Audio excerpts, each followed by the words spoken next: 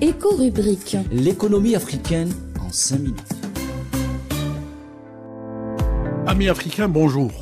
Au jour d'aujourd'hui, la technologie, la numérisation sont considérés comme des instruments indispensables pour toute nation, pour tout pays qui ambitionne d'accroître et d'améliorer ses performances en matière de productivité et de compétitivité. L'utilisation de la technologie est partout.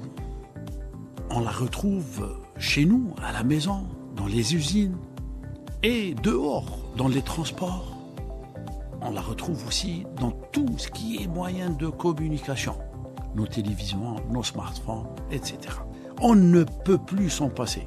Mais quand on parle d'économie, aujourd'hui, si traditionnellement, on classait les facteurs de production en 3 catégories, le travail, le capital technique et le capital financier. Au jour d'aujourd'hui, c'est le capital technique qui est en train de prendre le dessus. La Chine d'aujourd'hui fait peur aux États-Unis. La Chine d'aujourd'hui fait peur au monde développé et au monde occidental. Tout simplement parce qu'elle a pu investir sur ce qui était considéré dans les années 80 comme un handicap. Sa population, une population qui était considérée comme très forte, très importante, qu'il fallait nourrir en investissant sur l'éducation, sur l'enseignement et en mettant en place les moyens qui permettaient d'acquérir du savoir dans le domaine de la technologie.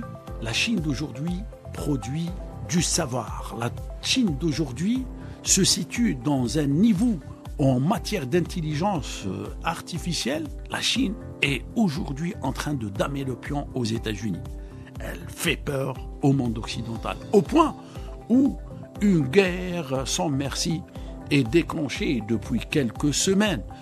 Ce qui est appelé communément la guerre des droits de douane, afin de stopper, de ralentir, d'empêcher le processus d'amélioration et de développement de ce segment de l'activité humaine en Chine, mais pas que, en Inde et dans plein de pays émergents, d'être au même niveau d'un pays qui avait une avance considérable, une avance de plusieurs décennies dans son domaine, soit les États-Unis. L'Afrique dans tout cela. Certains me diraient pourquoi vous nous parlez, Monsieur Kaoubi, de technologie aujourd'hui, de transformation numérique. La technologie, justement, cet instrument qui va nous permettre soit de réduire l'écart entre l'Afrique et les pays développés en termes d'avancée et de performance économique, ou au contraire de consacrer cet écart et de le rendre encore plus grand.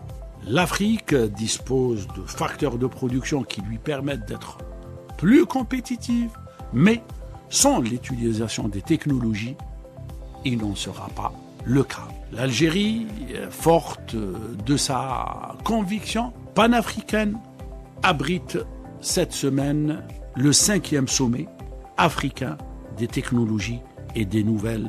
L'Algérie, forte de sa conviction africaine et d'une nécessaire logique de partage d'expérience, abrite aujourd'hui le 5e sommet africain des technologies nouvelles et de la transformation numérique. On en parlera la prochaine émission.